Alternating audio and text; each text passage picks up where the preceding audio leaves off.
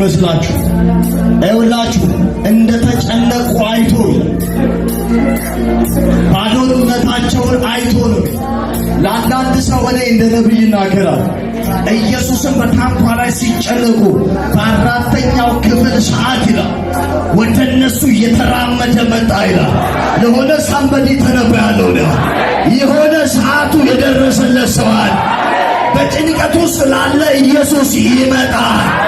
እየተራመደ እነሱ ደግሞ እየተናወጡ ባሉበት ሰዓት በአራተኛው ክፍል እንደተገናኛቸው ዛሬ በኢየሱስ ስም ይገናኛቸው። ይሄ ሌሊት ሰዓት በአራተኛው ክፍል ላይ የሆነ ሰው መልአክ እንዲገናኘው ተናገ። አስጨነቃችሁ ነገር ይገናኛችሁ። ጩና ይገናኘኛል ወይ ድገም ይገናኘኛል ወይ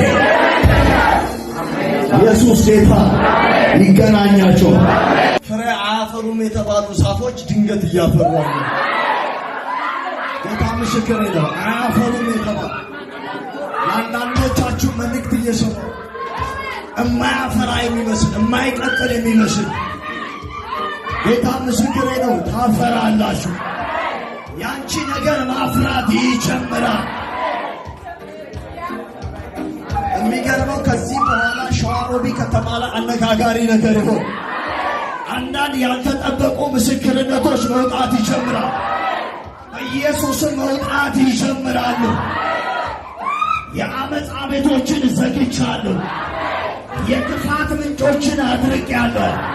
ትውልድ ሰብስቦ ያሰውን ዘግቻለሁ። ወጣቶችን ያነቀውን ዘግቻለሁ። ተአምራት ይሆናል። የእግዚአብሔር ሕዝብ በደንብ ስማኝ። የጉብኝት ሰዓት ነው። አንተና ለቤት ይሁንልህ። አሜን። የነጻነት የምስጋና የበረከት ዓመት ነው። የእረፍት ዓመት ነው። የነጻነት ዓመት ነው። አረ ይሁንላችሁ በኢየሱስ። መጽሐፍ ባለቀስኩበት ዘመን ፋንታ ይላል የደስታን ዘይት በኢየሱስም ነገር የሚቀየርላችሁ ሰዎች አሉ። አለ መጎናጸፊያ አለ። ለአንዳንድ ሰው ይጥልበታል። ዝም ነገርህን ለዘላለም የሚቀይር